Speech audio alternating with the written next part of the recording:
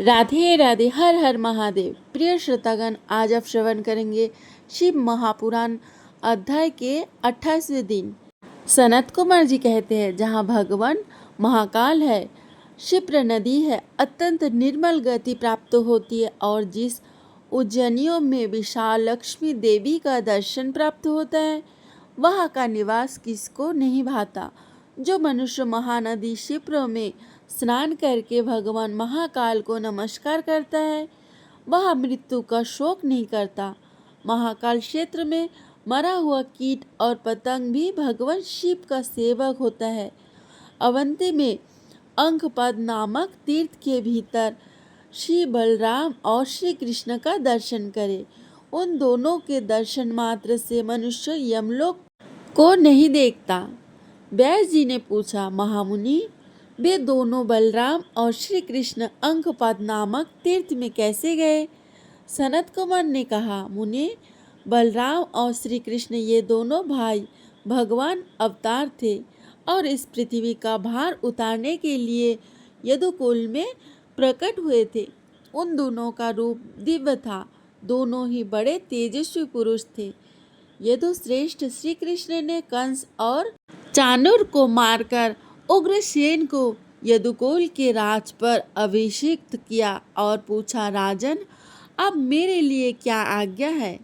उनके ऐसा कहने पर राजा उग्रसेन बोले, कृष्ण, मेरा सब कार्य सिद्ध है। तुम्हारे रहते मेरे लिए कोई भी वस्तु दुर्लभ नहीं है। अब तुम दोनों उज्जैनी पुरी में जाकर विद्या पढ़ो।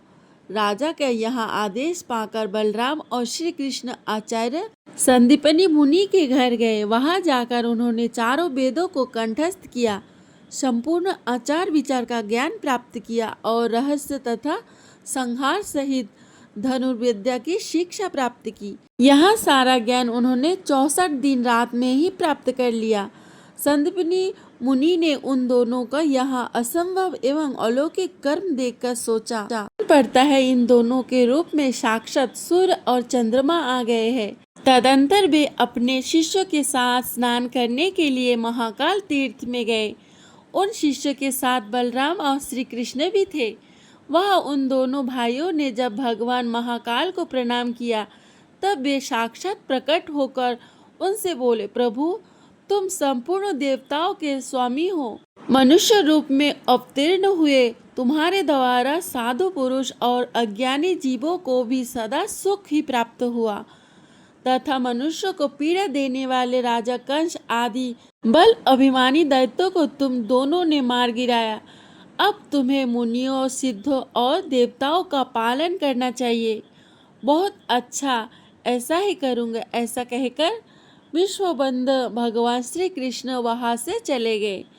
अपना अध्ययन पूरा करके कृतकृत हुए श्री कृष्ण और बलराम ने संदीपनी मुनि से हर्ष में भरकर कहा, आचार्य, श्री चरणों की सेवा में गुरु दक्षिणा के रूप में हम क्या दे? उनका यह प्रिय वचन सुनकर गुरु ने प्रसन्न होकर कहा, मेरे एक पुत्र पैदा हुआ था। उसे तीर्थ यात्रा में प्रवास क्षेत्र के भीतर समुद्र के जल में एक जल जंतुओं ने मार डाला। मेरे उसी पुत्र को तुम ले आओ। बहुत अच्छा कहकर श्री कृष्ण बलराम जी के साथ चले गए। प्रवास क्षेत्र में समुद्र ने उनसे कहा, भगवान, मेरे जल में पंचजन नामक एक महादैत्य रहता है। उसी ने तिमी का रूप धारण करके उस बालक को खा लिया है। तब ग्रह रूपी उस महाबली पंचजन को मारकर श्री कृष्ण ने उसके उदर में स्थित शंख को ग्रहण किया। उसके पेट में जब बालक नहीं दिखाई दिया, तब वे वरुण लोक में गए। वहाँ वरुण देव से बोले, भगवान, मुझसे एक महान रथ दीजिए, जिस पर आरूढ़ होकर मैं प्रेतराज यम का दर्शन करूं। यह सुनकर वरुण जी ने प्रसन्नचित्त होकर श्री कृष्ण को रथ प्रदान किया। उस रथ को देखकर श्री कृष्ण और बलराम बड़े प्रसन्न हुए और उसकी परिक्रमा करके बड़े भाई के साथ श्री कृष्णचंद्र उस पर आरूढ़ हुए। तदंतर वे यमलोक को लक्ष्य करके दक्षिण दिशा की ओर गए। शास्त्र किरणों से अभृत यमपुरी को देखकर भगवान श्री कृष्ण ने शंख हाथ में लिया और उसे खूब जोर से बजाया। उसकी ध्वनि से समस्त यमलोकवासी भयभीत हो गए। श्री कृष्ण के दर्शन से नरक यातना भोगने वाले पापियों को भी सुख प्राप्त हुआ और उन नरक में जलती हुई आग स्वतः बुझ गई। जगदीश्वर श्री कृष्ण के नरक के समीप पदार्पण करने पर सबके पापों का नाश हो गया। सभी पापी नरक से छूट गए और अक्षय धाम को प्राप्त हो गए। उस समय सब नरक सूने हो गए। यह देख यमराज के दूतों ने नरक की ओर जाने से उनको रोका। दूत बोले, वीरवर, इस मार्ग से अपना रथ ना लाइए, क्योंकि यहाँ पर स्त्री हरण पर धरहरण करने वाले पापी अपने पाप के फल से यमराज की आज्ञा के अनुसार अधोगति को प्राप्त हुए हैं। जिन्हें करोड़ों वर्ष में नरक से छूटना चाहिए, वे आपका दर्शन करके तत्काल ही स्वर्ग लोक में जा पहुँचे हैं। यमदूतों की यह बात सुनकर श्री कृष्ण ने दया से अद्र होकर कहा, यमदूतों, मैं इन पापी जीवों का उद्धार करने के लिए ही यहाँ आया हूँ। मैं सबके लिए यमलोक का निवारक और स्वर्गलोक का दाता हूँ। तुम मेरी बातें यमराज से जाकर कहो। श्री कृष्ण का यह कथन सुनकर यमदूत बड़ी उतावली के साथ यमराज के समीप गए और उनसे नरक की जीवों के मुक्त हो जाने का सब समाचार कह सुनाया। दूतों की बात सुनकर यमराज को बड़ा क्रोध हुआ। उन्होंने श्री कृष्ण बलराम के साथ घोर युद्ध किया, परंतु पग पग पर उन्हें पराजित ही होना पड़ा। अंत्यगत्वा यम अमेघ अस्त्र कालदंड का प्रहार किया। उस जलते हुए कालदंड को आते देख बलराम जी ने लीलापूर्वक पकड़ लिया और पुनः उसे यमराज पर ही चलाने का विचार किया। इतने में ही ब्रह्मा जी उन दोनों के बीच में आ गए और उन्होंने श्री कृष्ण को युद्ध से रोका। तत्पश्चात बलराम जी से कहा, चराचर जगत को धारण करने वाले वीरवर बलभद्र जी, आप इस काल शास्त्र को यमराज के ऊपर ना छोड़िए। इस संसार में आपकी समानता करने वाला कोई नहीं है। संपूर्ण विश्व का पालन करने वाले भगवान विष्णु को भी आप सदा अपनी गोद में धारण करते हैं। भला आपके समान दूसरा कौन है जो संपूर्ण जगत का भार वहन करने में समर्थ हो?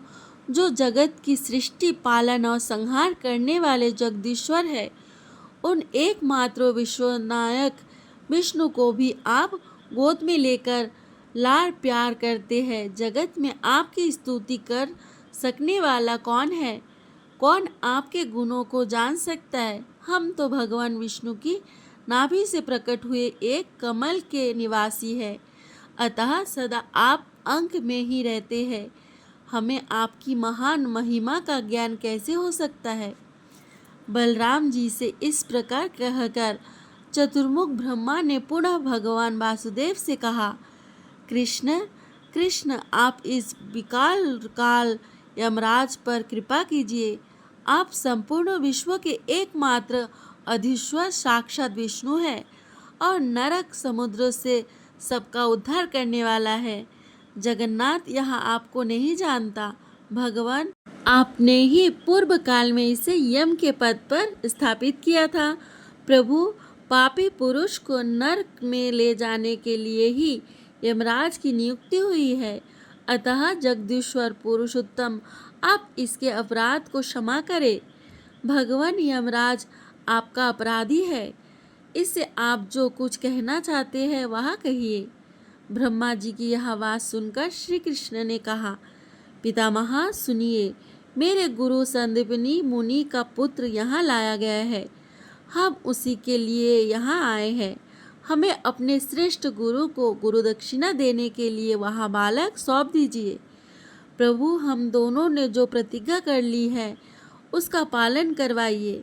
यह सुनकर ब्रह्मा ने युद्ध में हारे हुए यमराज को बुलाकर कहा, ये विष्णु स्वरूप श्री कृष्ण जो आज्ञा देते हैं उसका पालन करो। यह सुनकर यमराज ने संदीपनी मुनि के पुत्र को श्री कृष्ण की सेवा में अर्पित कर दिया।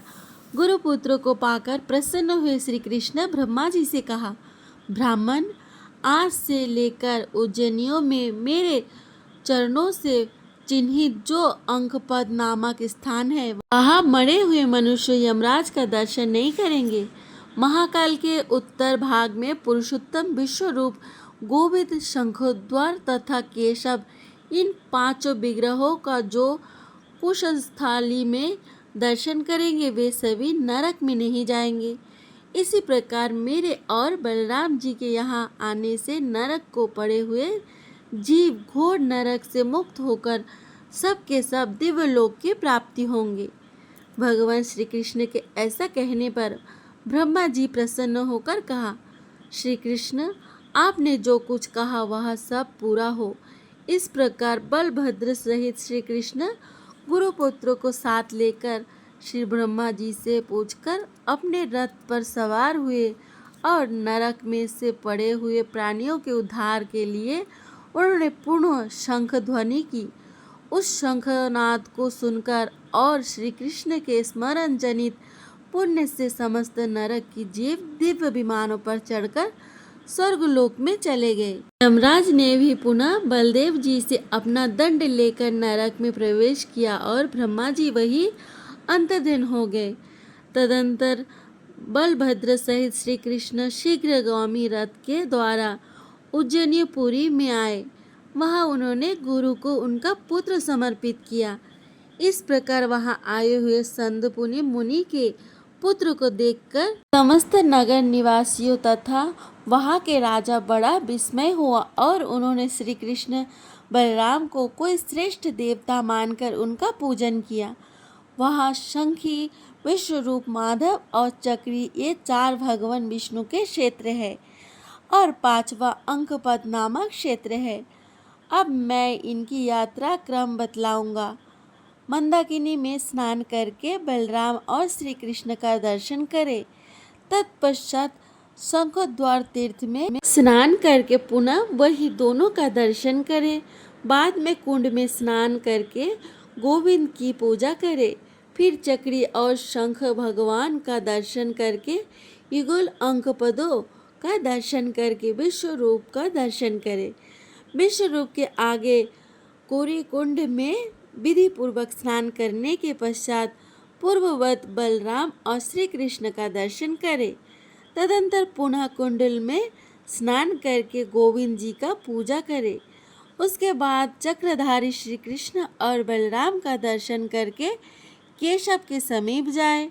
क्षिप्र के जल में स्नान करके मनुष्य भक्ति पूर्वक केशव की पूजा करे। फिर वहां से अंकपद में लौटकर वही रात्रि व्यतीत करे। प्रातःकाल स्नान आदि से पवित्र हो वहां उत्तम व्रत का पालन करने वाले 5 ब्राह्मणों को भोजन करावे। जो पुरुष द्वादशी को उपवास करके चंदन, पुष्प, धूप तथा भांति भांति के नैवेद्य द्वारा अंगपद जी की पूजा करता है तथा जो वहाँ श्राद्ध करता है वह सदैव बैकुंठ धाम में निवास करता है। लड्डू प्रिय गणेश, कुशमेश्वर, मार्कंडेश्वर, ब्रह्मणी देवी, ब्रह्मेश्वर, यज्ञवापी, रूप कुंड, अग्नेश्वर तथा सोमेश्वर का महत्व।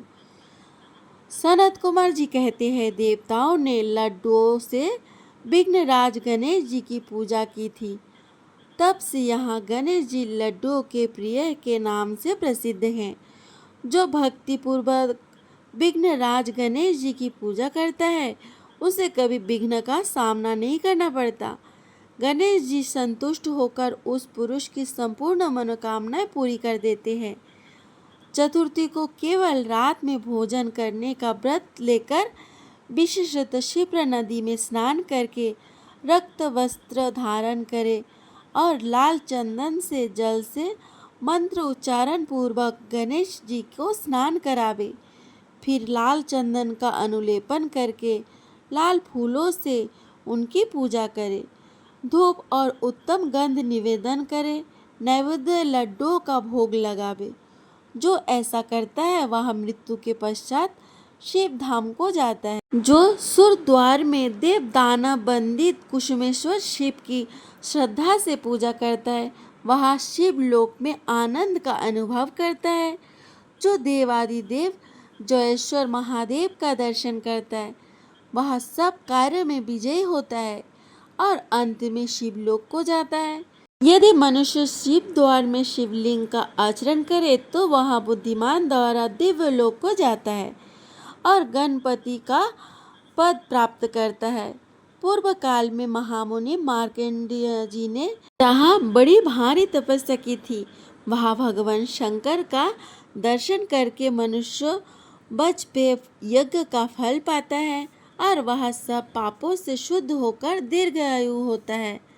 जहाँ हंस वाहिनी ब्राह्मणी देवी स्थित है, वहाँ महास्थान अवंतीपुरी में बहुत उत्तम माना गया है। वे भक्तों की आशा पूर्ण करती तथा जैसे माता अपने पुत्र का पालन करती है, उसी प्रकार भक्तों का पालन करती है। सब प्रकार की सिद्धि देने वाली उन हंस वाहिनी देवी का गंध पुष्प और नैवेद्य द्वारा पूजन करे। जो ब्रह्म सरोवर में स्नान करके बृहस्पति शिव का दर्शन करता है, वह संसार बंधनों से मुक्त होकर ब्रह्मलोक में अनंत काल का अनुभव करता है। जहाँ ब्रह्मा जी ने यज्ञ किया था, उस स्थान पर यज्ञ के लिए जो कुंड बनाया गया था, उसका नाम यज्ञवापी है। उसमें स्नान करके पवित्र हो जो पशुपति का दर्शन करता है, वह पशु योनि में पड़े हुए पितरों का भी उद्धार कर देता है और यह स्वयं शिवलोक में जाता है, जहाँ साक्षात महेश्वर निवास करते हैं। रूप कुंड में स्नान करके मनुष्य रूपवान होता है। जो अनंग कुंड में स्नान करके अनंग कामदेव द्वारा पूजित अग्निश्वर महादेव की पूजा करता है, वहाँ मनोवांछित कामना प्राप्त करता है और मरने के बाद शिव धाम को जाता है। प्रिय श्रोतागण, आज की कथा को यहीं पे समाप्त करते हैं। आगे की कथा अगले अध्याय में श्रवण करेंगे। राधे राधे।